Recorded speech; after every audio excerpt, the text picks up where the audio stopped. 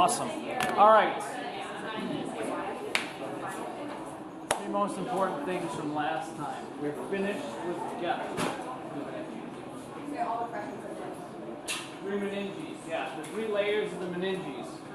What else? We did cranial nerves, we finished the brain. Two more things last time. Certain blood today. Yep. You do the old view and the new view of the cerebrum. Yeah, and there's this, I mean, the old view still is true, right? But the new stuff is something that people are starting to look into. Okay, so that's important.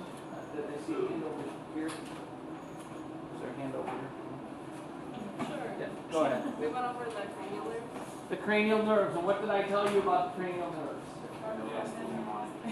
Mnemonic, nasty, nasty mnemonic. Okay, start studying the cranial nerves.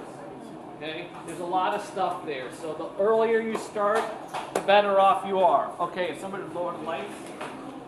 Now we're in blood. Go ahead.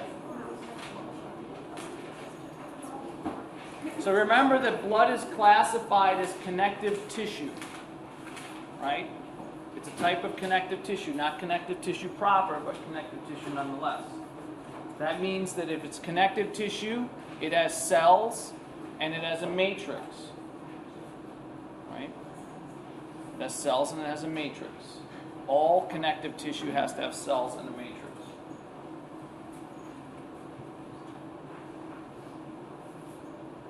So here's a scan of blood, histological scan, and these buggers here, these little ones, are platelets. And platelets, we're going to see, are not actually a cell. They're actually they're many parts of a cell that is no longer alive. Okay, these dots here are red blood cells, and the reason that they look white in the middle is because they have a biconcave shape. Right, so if you look at a red blood cell from the side, what it looks like is this.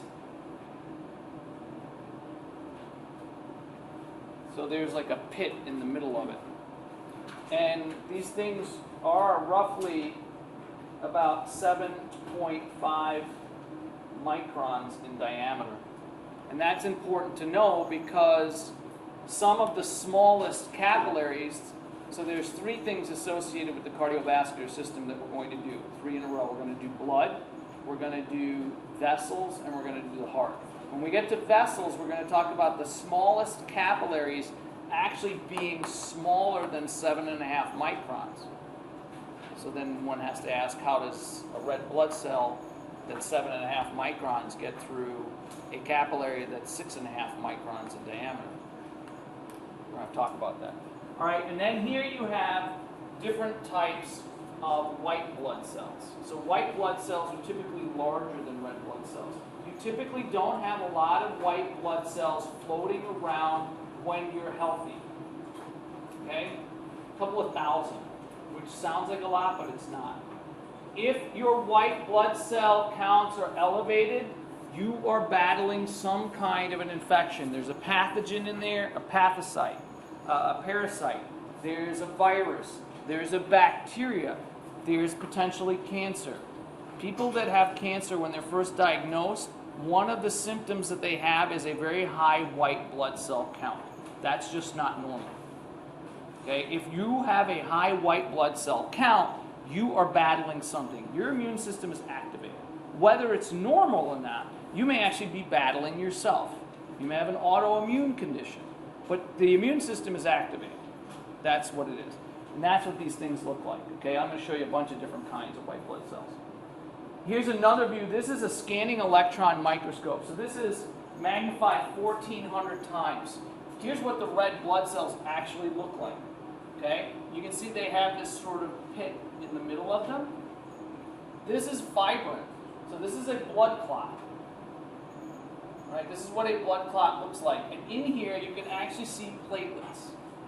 Right, so you're forming a netting. There are three major charts or diagrams in this PowerPoint that you're going to have to know. One of them is a table that has all of the white blood cells, the size, the name, and what they do. The other one is a table of how you make a white blood cell from the stem cell all the way down, the different stem cell lines.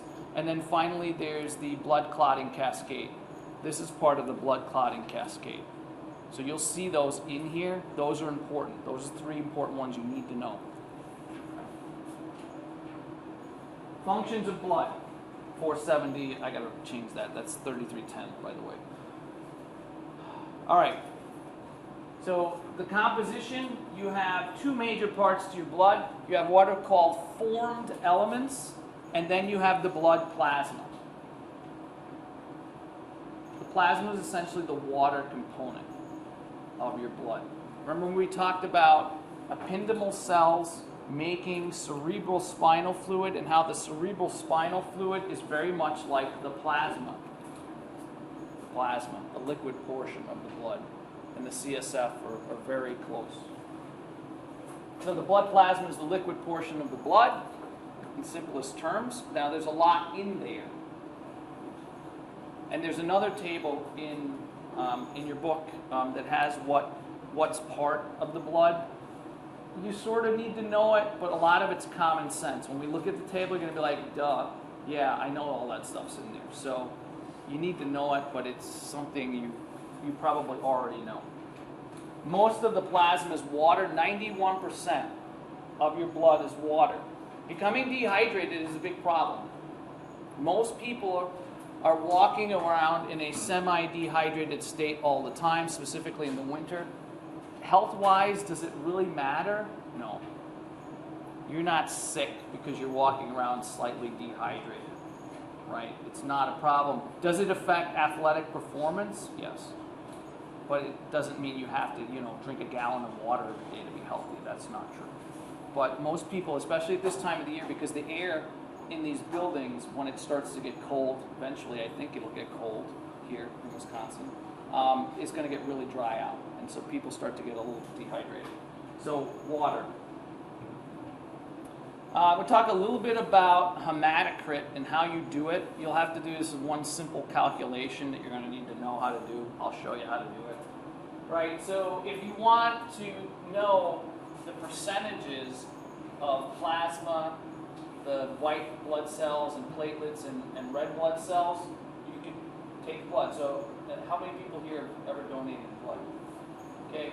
Normally when they donate blood, if you go to a blood center, what they do is they'll take some initial blood, usually from a finger prick, and they'll use a capillary tube, and then they'll spin it in a centrifuge. And what they're looking for is to see that your percentage of red blood cells is high enough. Because if it's below a certain threshold for males and females, they will not allow you to donate blood. Okay, so that's why you've got to know hematocrit. Typically, it's not a problem for males, but it is a problem for females. Okay, so they'll go in. In this case, they're doing right from the vein. They put it in a tube. They spin the tube down in a centrifuge, and then there's a separation. So what you're seeing here is this yellow. In this case, 55% is plasma, so it's the water element. This thing called the Buffy coat, we usually don't worry too much about because it's less than 1%. These are your white blood cells and platelets. If you're not clotting and if you're not sick, this layer should be small. If this layer is big, you have a problem.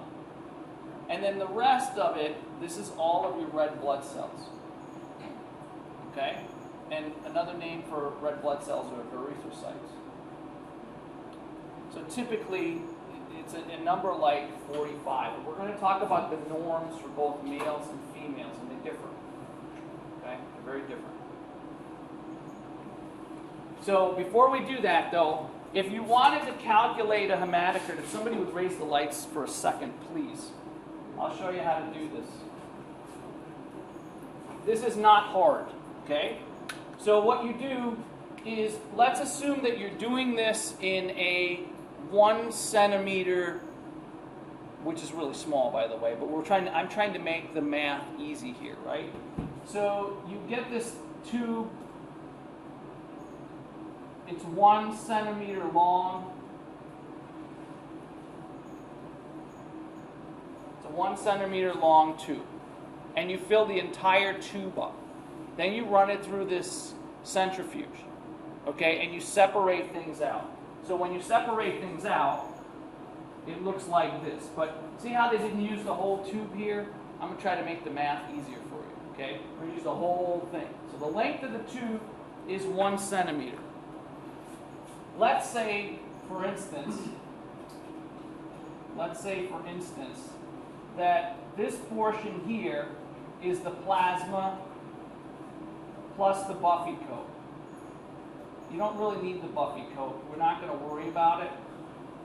And let's say that this is 0.65 or 0.65 centimeters. That would make this portion 0.35 centimeters, right? And that adds to 1 centimeter. Everybody sees that? Right? It's pretty straightforward. Okay, if I want to know what the hematocrit is, the hematocrit is the number of red blood cells, right? So it's essentially this that we turn into a percentage. All you have to do is you've got to divide the erythrocytes. I always spell this wrong.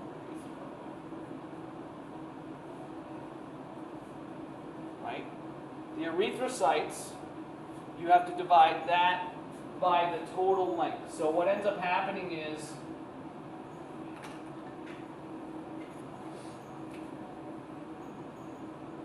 .35 centimeters divided by the total, which is 1 centimeter, times 100.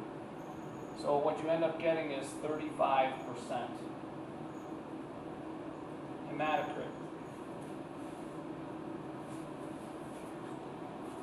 This is a female because of that number. Okay. So if I ask you on the exam, I usually typically ask one question. Calculate the hematocrit. I'll even tell you the mistakes most people are going to make. And it's not the math, because the math isn't hard, right? Because you can all do this math, right? I'm assuming you're college juniors or seniors. You can do this. This is not complicated, right? Is they don't know what to divide by what. So I've seen things like 0.65 divided by 1 centimeter. Is that the hematocrit? That's giving me the percentage of the plasma. That's wrong. The math is fine. The number's wrong.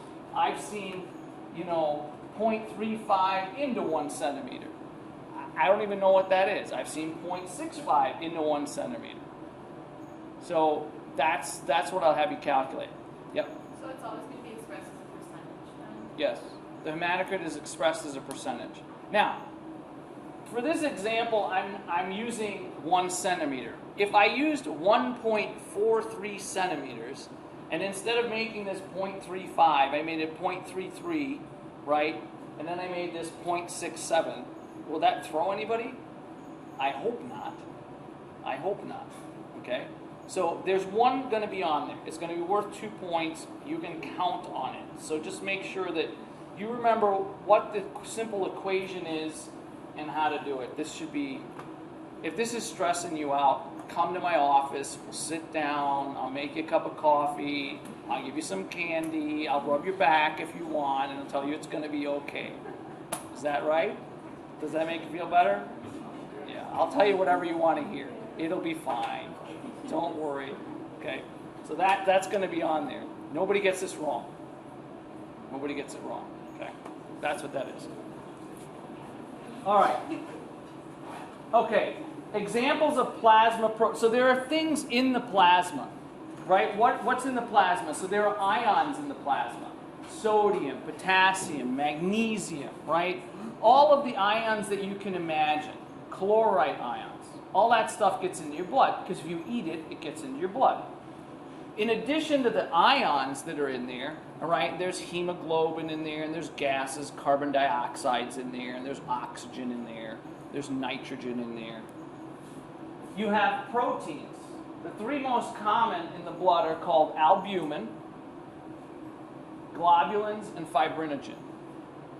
Okay? Those are the three most abundant proteins in your blood. Everybody's got them in the same percentages.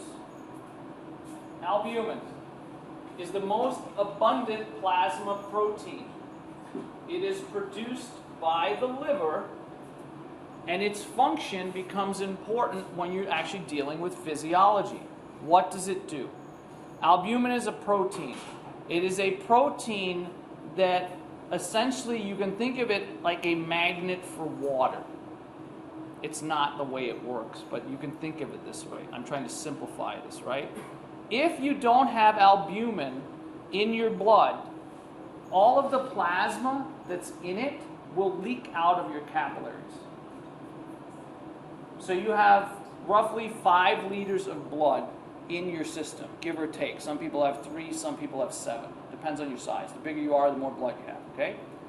If you didn't have albumin that's made by the liver in your blood would essentially leak into your extracellular fluid, and you would have something called edema all the time.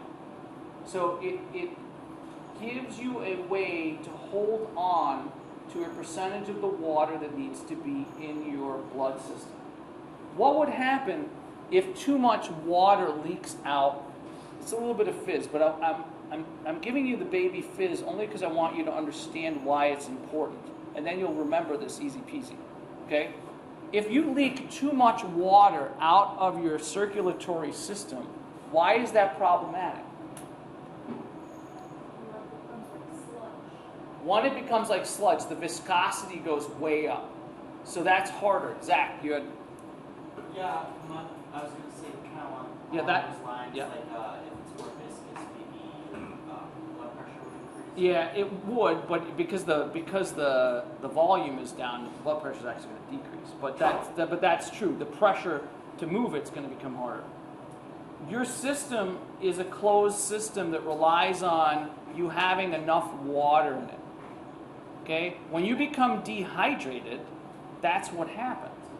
What happens when you become dehydrated? If anybody's ever been even mildly dehydrated, like you running or doing activity in the summertime, what happens? Dizziness, vomiting, diarrhea. Yeah, that's pretty extreme. Dizziness, vomiting, diarrhea, right? You're going to have issues. So this protein helps you hang on to as much water as you can. So is it actually a magnet? Does water actually physically get attracted to it? No. No, that's a really overly simplistic explanation, but it sort of works that way. So that's what albumin does.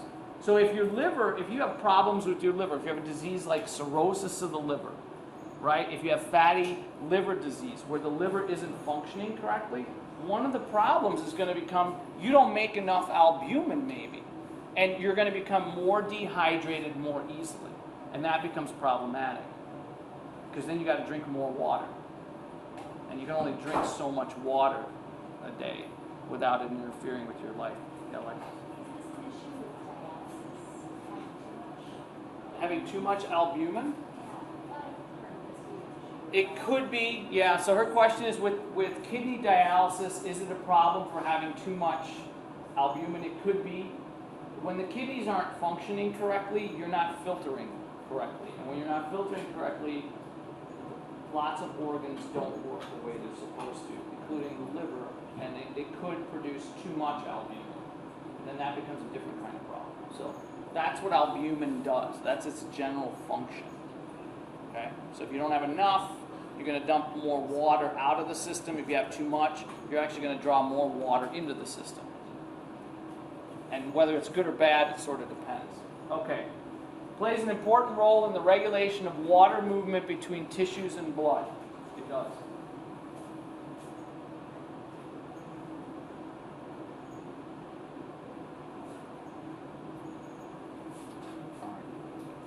So then you've got globulins. And globulins, for the most part, the best examples are antibodies. And they have different types of abbreviations. IgG, IgD, right? IgA, immunoglobulin A, immunoglobulin D, immunoglobulin B, all right? And those are antibodies. That's the good example. So they float around and they do things like help your immune system. Other globulins function to transport lipids.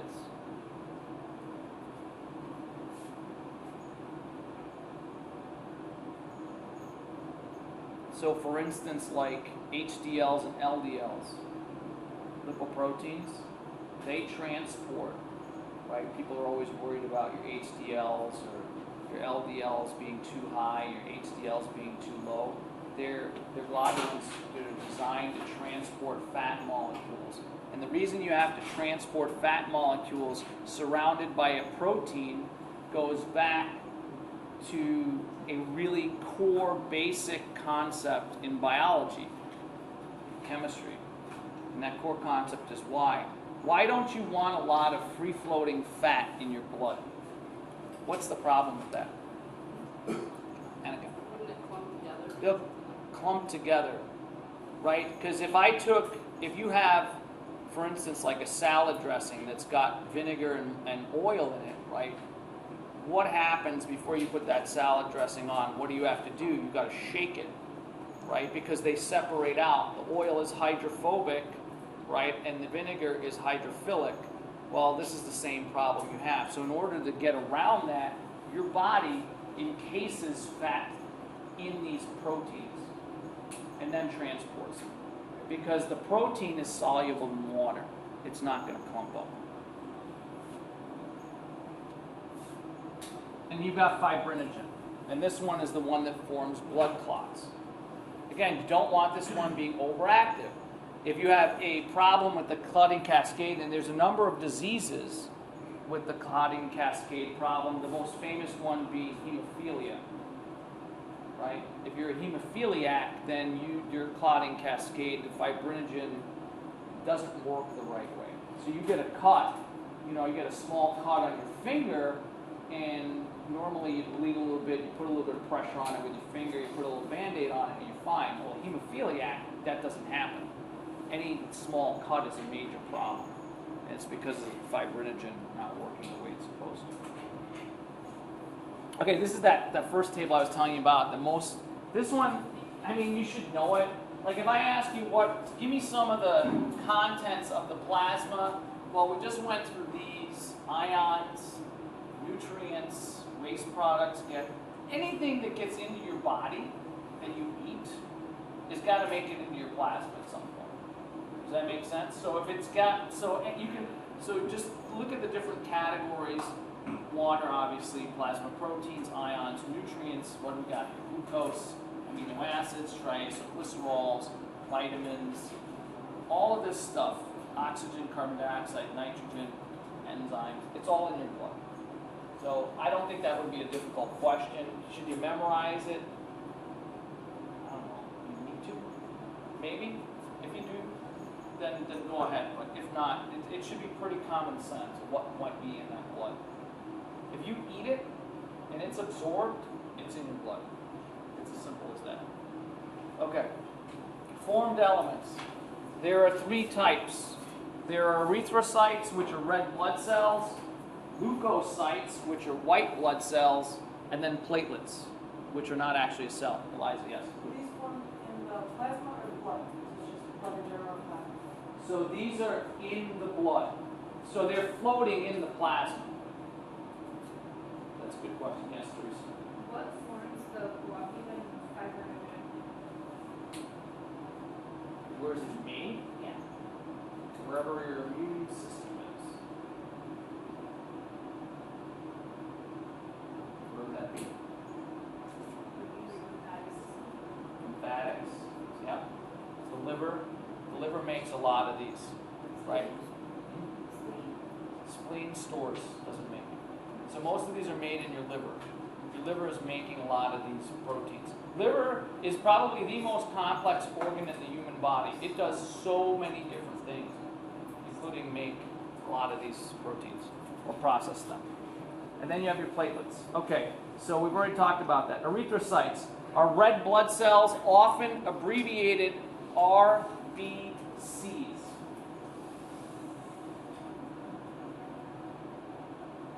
It's the majority of the blood. So when we're looking at the hematocrit here, right, it's the majority of the formed elements. The other formed elements in the Buffy coat represent less than 1% of your total blood volume. This represents somewhere between 35 and 55% of your total blood volume. So there's not really a lot going on here when you're healthy. RBCs lack a nucleus and are biconcave. There's no nucleus in a red blood cell. What do you need a nucleus for? It is a carrying vessel. It is specifically designed to carry oxygen and carbon dioxide, but mostly oxygen. Where do you make these? Well, you make them in your bone marrow, specifically in your red marrow. All of your blood cells, all of your whites, the platelets, the red, are all made in red marrow. They're not made in yellow marrow. That's where they're made. Yeah, Gail. So are there more red blood cells produced when you're a child then because they have more of the red marrow? Or? No, that's a good question. Her question is the hematocrit in a child greater? No. Okay. You just have the potential to produce more. Because the potential is that you're more likely to die. If you think of it from an evolutionary standpoint, right? The most dangerous times in your life are when you're a small child, and the other is when you're old. But it wasn't uncommon even 100 years ago. It doesn't sound like that long, but it's long, right? 1916, the average person in the United States only lived to be about 40. That's it. I'm 45. I should be dead. Think about that for a second. 45. And they looked old, right? And they were all beat up. And a lot of them, talk to your grandparents. This is really interesting. Great-grandparents if you have them alive, but grandparents if you have them alive. And ask them if they had brothers and sisters that died when they were young. I bet you a lot of people will find in almost every family, they had big families, and there's, oh yeah, this one died when he was 2.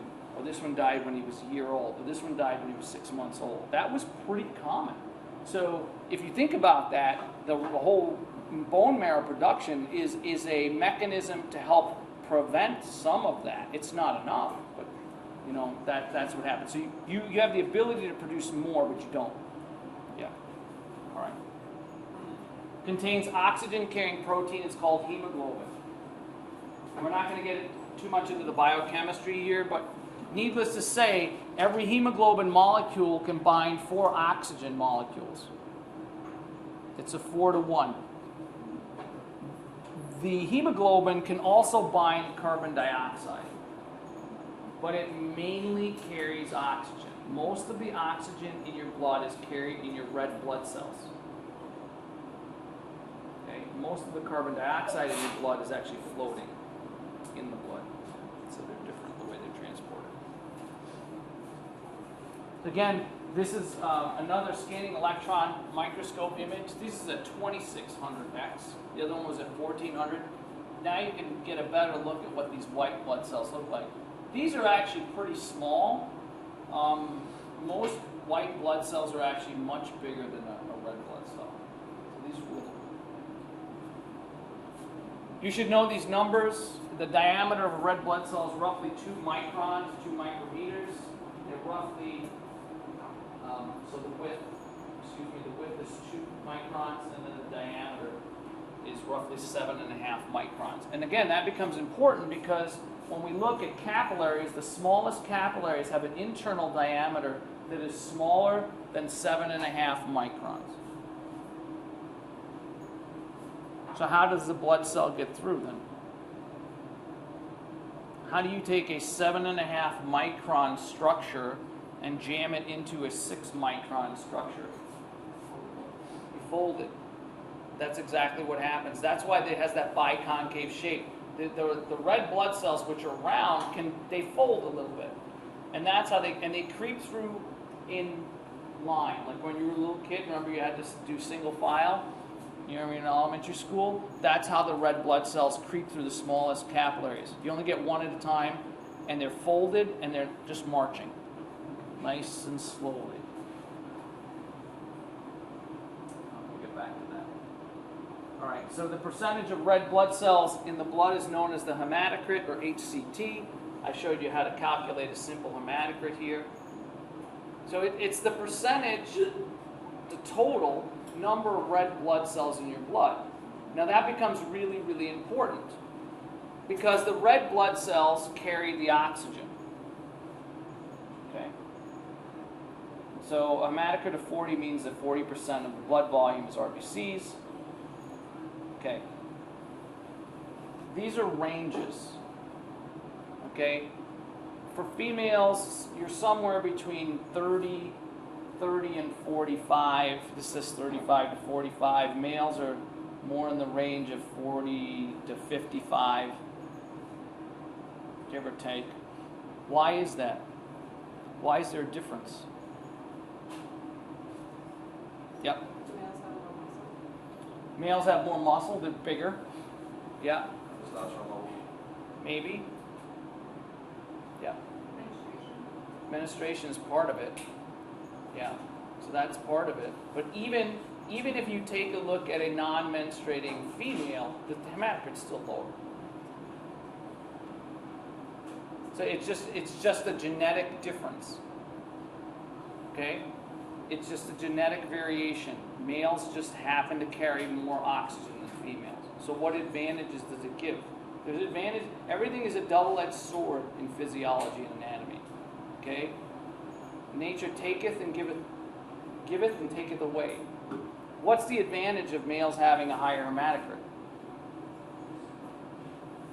Are there any? Does it make a difference? Yeah. Gives you something called a higher VO2 max. VO2 max is the maximal amount of oxygen that your cells can extract in any given minute from the blood. So basically, it gives them a slightly more robust endurance.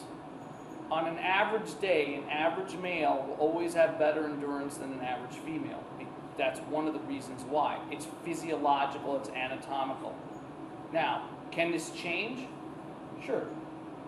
But what's the disadvantage of having this high hematocrit? I had a student who's going to become a chiropractor this year. So 4 years ago, he would have been in this class. And he had a hematocrit in the 60s. He's got a condition called polycythemia. He has an extra high production of red blood cells. Even more advantageous if he was an endurance athlete. He's not. Not at all. What's the downside? What starts happening when you get into a hematocrit into the 60s? Yep. Did you have less of the other, you had less plasma? There's, as a percentage, there's less plasma, but that's not, and that's sort of the problem. Yeah. Blood clots? Blood clots. Go ahead. Would you bleed more? You wouldn't bleed more. Your viscosity would become higher. The thickness of your blood is greater. That means that your heart now has to pump harder to move the blood. And so men generally, men that have super high hematocrits specifically, need to get into the habit of donating blood. They have to, a couple of times a year. Because that donation of the blood will cull the herd, per se. It will drop your hematocrit. So if you are polycythemic, every 8 weeks you should be donating blood. The other thing you have to do is you have to make sure that in that case, you're drinking more water and you're staying more hydrated. Because maybe not when you're young, but as you age and the cardiovascular system ages and the vessels age, you're more likely to have a heart attack. So that's the downside. People do this, though. We'll stay with this number. People become polycythemic on purpose. Excuse me. Why? Yep. Go ahead. Is that what blood is? That's what blood doping is. That's what Lance Armstrong was doing. That's what a lot of elite cyclists and what do? Well, there's a couple of ways to do it. The first is you donate your own blood. You keep it in a package in a refrigerator. The day before you're going to do an event, you inject it back in. Now you've got more oxygen carrying capacity. That's one way to do it. Okay? The other way to do it is you use a drug called erythropoietin. It's a naturally occurring hormone that the kidneys produce. You can get it man-made. It will crank up your red blood cell production. It is illegal in endurance sports. It's illegal in the Olympics to do this. So you can take any male or female and you can crank their hematocrit up pretty high. It gives them an advantage. They carry more oxygen. Because they carry more oxygen, they beat the pants off of people. So it's cheating. Yep. So do they test for that? Yes, they can test for it. If your hematocrit's in the 60s and you don't have a documented case of polycythemia, you're cheating. They know. I mean, there are genetic variations, right? There are people who, like this student I had who had it. Yep. I have a question. So if you were to like blood dope to train, would that be able to pop up on the screen? Oh, you mean if you only used it during training? No, if you backed off enough. If you backed off enough, no, they wouldn't be able to. It wouldn't be, as long as you didn't use the hormone. You could do it, but I don't know what the problem is. You lose it. It's one of those things. How else could you manipulate this? And this is legal. This is legal. How else can you manipulate? Yeah, Dex. Altitude training. That's exactly how you do it. Okay? So what you actually do is you train low and you live high. When you go to altitude, when you go to like to Denver, which is a mile above sea level, you go to Leadville, Colorado, which is above 10,000 feet above sea level, your hematocrit will start to naturally climb. If you could live most of the day at altitude and then come back and train, you would get the best of the both worlds because you would increase your hematocrit naturally, and that is legal. But it's hard to do because you basically have to live next to a mountain, and you have to have a way to get yourself up and down that mountain very, very quickly. They do it. Or you can have a chamber built. You can have a chamber built, and you can live in a chamber that brings the oxygen content that you're breathing down to what you'd be breathing at like Leadville, Colorado, which is 10,000 feet above sea level. And then this would still happen, and that's legal. So you can mess with this. Now, again, so having a lower hematocrit is actually advantageous for females because it puts less stress on your heart. Puts a lot less stress on your heart. You don't have to worry about being hydrated as much. Males do. So males tend to need to drink more water or at least be hydrated, and this is one of the reasons. When you're 20 years old, it doesn't matter. When you're 50 years old, it matters. So drink water. Okay, so you should know the ranges for males and females. All right. So the low side, remember what we talked about when they take the hematocrit when you donate blood? If you're a female and you're below 35% hematocrit, you're anemic. That's one. There's different forms of anemia. That means you're not carrying enough oxygen because you don't have enough red blood cells. Okay? So there's lots of reasons that females become anemic. Usually it's an iron issue. You don't eat enough iron in your diet. One of the easy ways to fix that is start cooking with cast iron. Because every time you cook with cast iron, you slough off a little bit of cast iron. The iron goes into your system. Or you could take iron pills. So that's one issue. What does it feel like when you're anemic? You're tired. When you're anemic, you're tired a lot. You don't feel very good. Men don't even know what this means. Okay? And it's true because we don't bleed on a monthly basis. That's one. And we eat a lot of meat. Tend to be more carnivore-esque. So we tend to be on the other end of the spectrum, but it makes you super tired. So if you're tired all the time, it may be that you're anemic.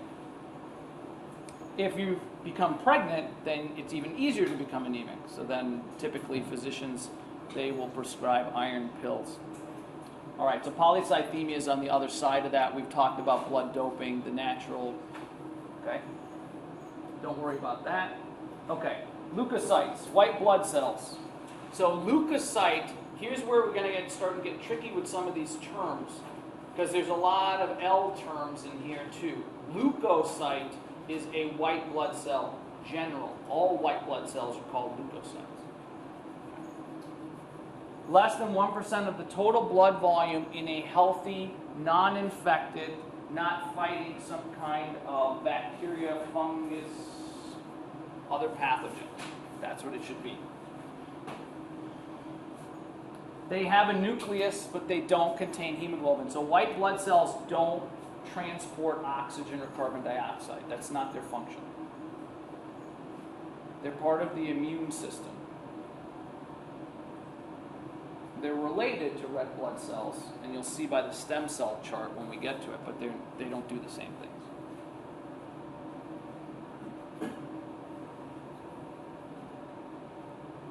So leukocytes have two main categories.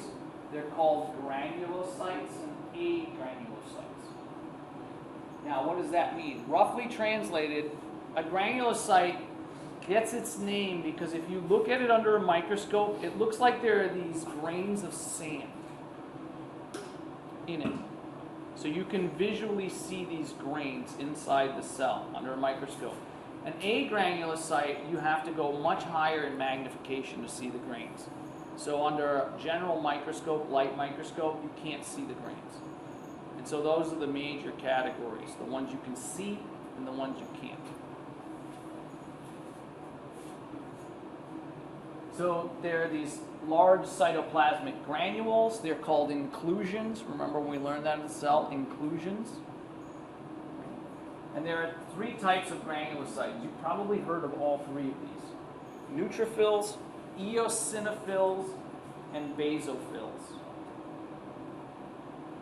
They all have grains that you can see under a light microscope.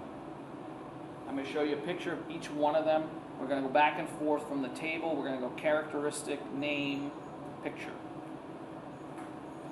Any questions on that? So you need to do the two major categories, granulocytes, agranulocytes. So this is a granulocyte. This is a picture of one, but we're going to go through specifically. All right. So agranulocytes contain very small granules that cannot be seen with a light microscope. Can you see them under a confocal? Probably. An electron microscope? Absolutely. So you just can't see them. They're very, very faint. So A, whenever you see A in front of a word, it usually means devoid of. Right? The two types of agranulocytes are called lymphocytes and monocytes. The stem cell chart that I'm going to show you breaks each one of these down. So you'll have this flow chart, and it helps you memorize them. That's the easiest way to memorize these.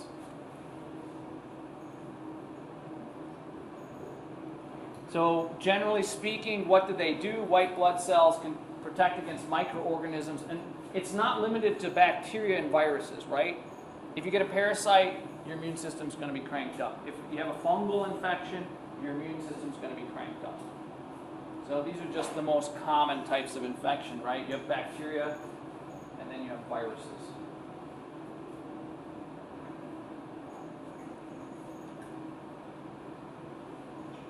Any questions?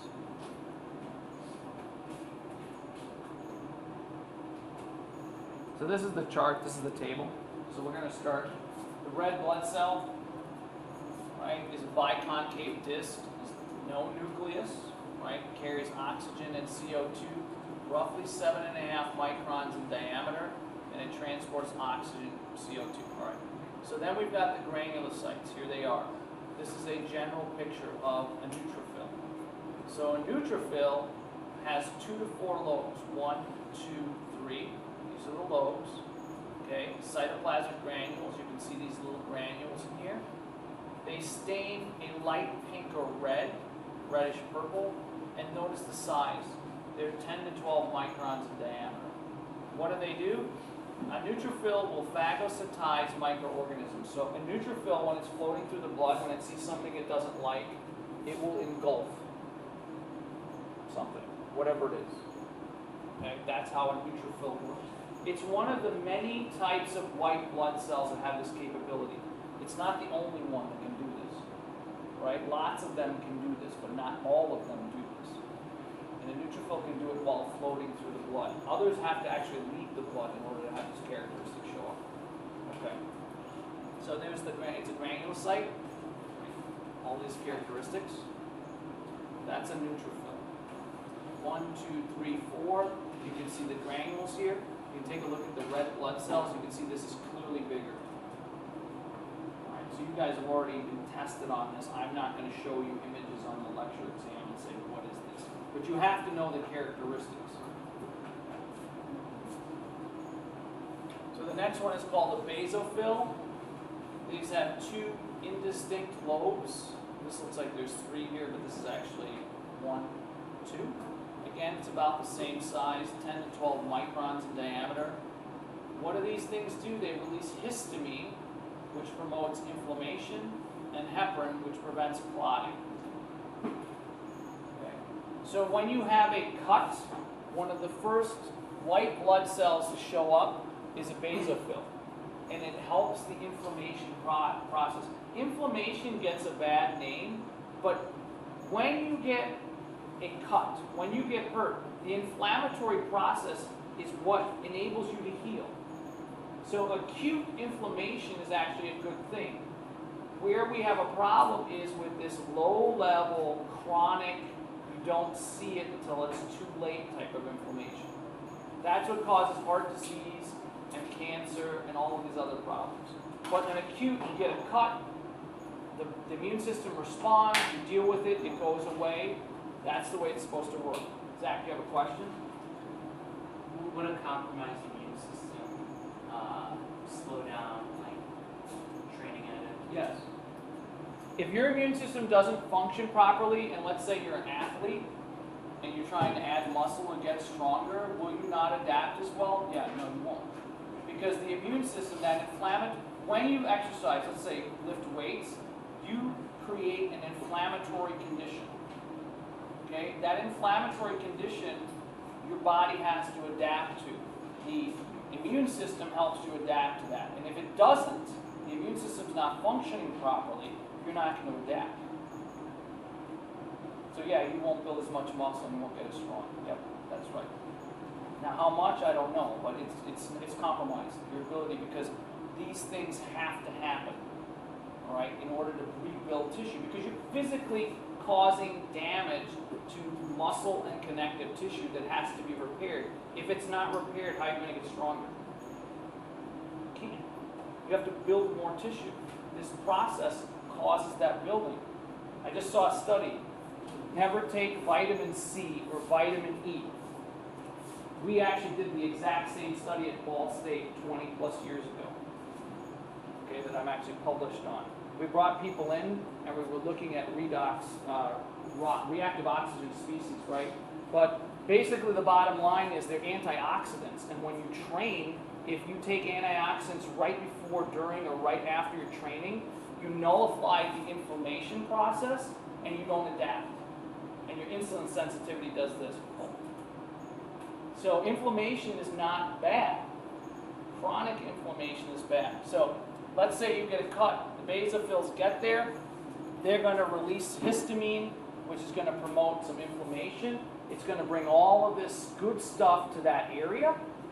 And then you're also going to release a substance called heparin that they give to people when they're doing something with blood so the blood doesn't clot. You want the inflammation to occur, but you don't want the clotting to happen too fast. Okay?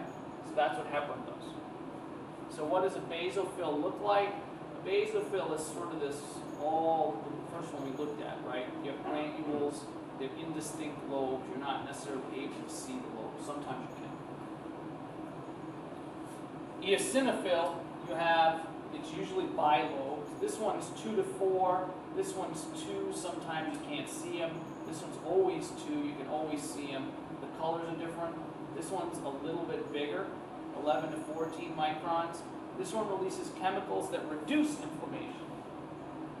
So these guys show up later, right? You're going to get these showing up early, and then these show up later.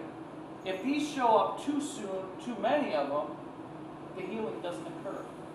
If these don't show up, the healing doesn't occur. If these hang around too long, you get too much inflammation, now you start causing damage. So in physiology, there's something called homeostasis. You're always looking to have a balance. It goes up, it does its job, it goes away. That's the best way. All right? So this is also you're going to see when you have worms or parasites. If you have some kind of an allergy, these tend to be high also. Asthmatics have high levels of eosinophil floating around. So if you have asthma and you measure your eosinophils, it's likely they'll be a little higher. So there's an eosinophil. You can clearly see that there are two lobes. It's a granulocyte, right? And this is a neutrophil, remember. So now we get to the agranulocytes, lymphocytes. These are roughly the size of a red blood cell. These have a cytoplasm that has a thin ring in it, so these both have a ring. These produce antibodies responsible for destroying microorganisms, allergic reactions. So these are the ones that produce, these are the beta cells, the plasma cells, right? These are the ones that produce the antibodies. Again, if you have lots of them around, usually it's a bad idea, unless you have an infection. So they produce antibodies and other chemicals responsible for destroying microorganisms, contributes to allergic reactions, right? Graft rejection, tumor control, and regulation of the immune system. So what does a lymphocyte look like? It's a little bit smaller, usually has one large lobe. It's very hard to see granular. We have monocytes. Monocytes are monsters. They're huge. They're the biggest of all the cell types. They have a very similar shape. They're phagocytic. This is like this. The neutrophil is phagocytic while it's in the blood. It can gobble things up. The monocyte has to move from the blood to become a macrophage. And then, so in an infection situation, it'll leave the blood. It's big, but it can meander its way out of the capillaries, and then it'll start to become this giant sort of vacuum cleaner. And it just starts gobbling all kinds of stuff up. Yeah? How would it leave the capillaries or lymph vessels? It can fold itself, get really tiny. And just go through the wall? Yeah, usually there's a rip though. That's the most likely. Usually there's a tear in the capillary, and that's how they get there. Yeah, it can do all kinds of things, but usually it's the rip is because you're bleeding, right? Internally bleeding, or some kind of damage they can get through. Even if it couldn't, you have resident immune cells, and every organ system in your body has an immune cell that's essentially lives there. Dendritic cells, right? And they're called macrophages usually, and they're already there. So even if a monocyte couldn't get there, there's probably a set of macrophages that are already on site. They're the first line of defense. So a monocyte, oops, good question. Let's do the question. Let me just bring it up here. All right. Which of the following will leave the blood and change into a macrophage? Which of the following will leave the blood and change into a macrophage?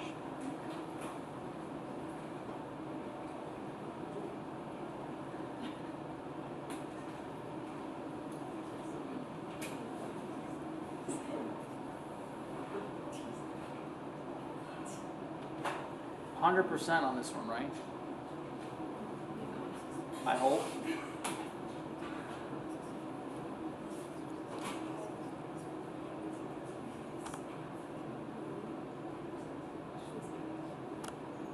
Almost. Monocyte. That's the second best answer, but the neutrophil doesn't leave the plasma. It doesn't leave the blood cells. It's already macrophage-like. So it already has that capability. Only the monocyte has to do that.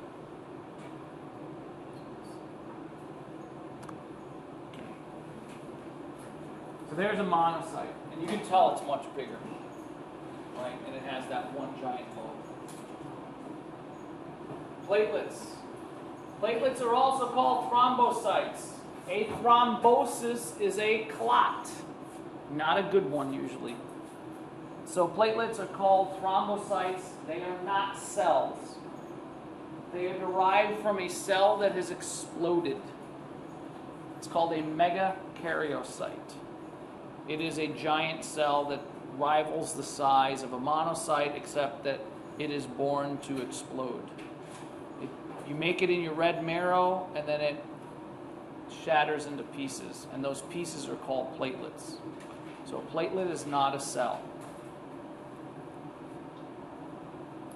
They seal small tears in blood vessels and release chemicals that promote clotting. So they help the cascade, the blood clotting cascade.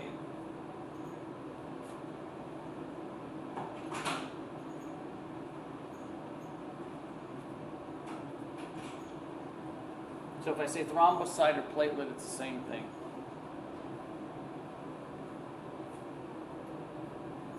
Here's a platelet. They're tiny. They're much smaller than 7.5 microns in diameter. They can be a seventh that size, a tenth that size. And they're all different sizes. So platelets, platelets, platelets, platelets. You can see they're different sizes. So in here you have all of the different types. You have red blood cells, you have platelets, you have a monocyte, right? Here you've got your neutrophils and all of the other cells. So again, you see how big some of these get. This is a giant monocyte. All right, so you have, this is the one you need to memorize. So let's go through it. So you have a stem cell that's called a hemocytoblast. Whenever a cell name ends in blast, it's a type of stem cell that creates something. Okay? So the hemocytoblast can have 1, 2, 3, 4, 5 different fates. The first fate is it becomes a proerythroblast. Right? And you go down this line and you ultimately form a red blood cell. Okay. The second fate is it becomes what's called a myeloblast. And then the myeloblast will form 3 types of cells. This forms all of the granulocytes. The lymphoblast and the monoblast, these are both the agranulocytes, but they have a slightly different origin, right? They're not, the origin isn't the same like here. So there's a lymphoblast that creates this, a monoblast that creates this, and then finally the megakaryocyte from the megakaryoblast. You can see it's a large cell, right? Megakaryoblast becomes a megakaryocyte, and then the megakaryocyte starts to break up, and eventually you form your platelets. Questions on the deck 10?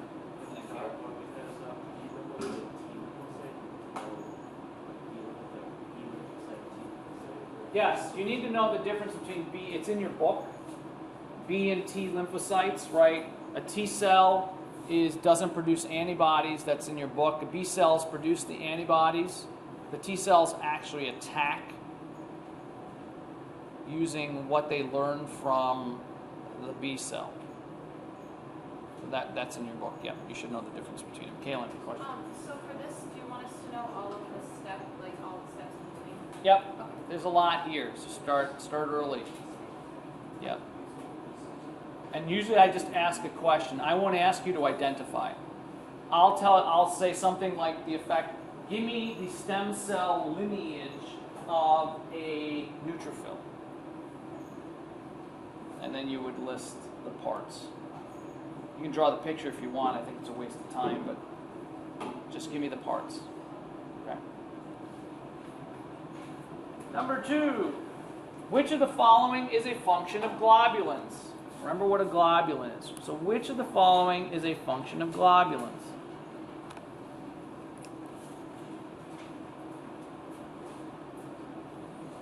Blood clotting, transporting lipids, regulating the amount of water that moves in and out of blood vessels, transporting histamines for B and D.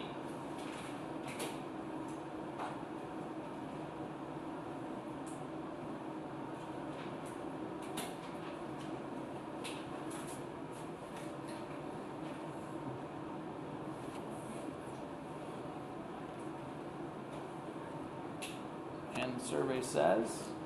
Okay. What's involved in blood clotting? Platelets. They're not a cell. All right. What transports lipids? Globulins. Okay. Regulating what comes in and out of the cell. What does that? In terms of plasma. Albumin. Albumin. Water. Okay. Transporting histamines. There isn't anything that regulates those. Okay. So we're just about done here. Oh, I actually am done. That's amazing. Okay, turn the lights on, please. Most important thing. So clearly I don't want you to, there's not a super amount of slides, but there's a lot of information, right? You've got that table with the general characteristics in the plasma.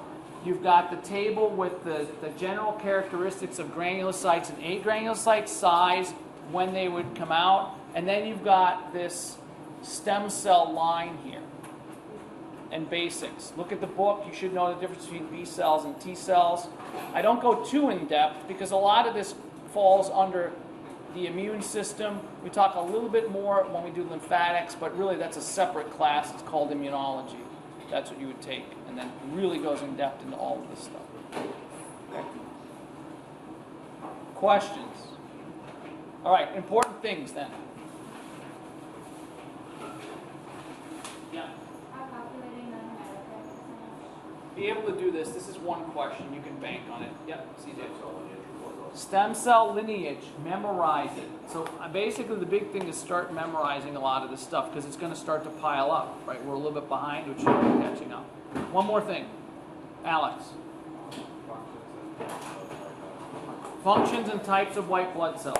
All right, remember I will not be here on Friday. I will try to post a lecture tomorrow, by tomorrow evening. You can look at it and listen to it at your leisure.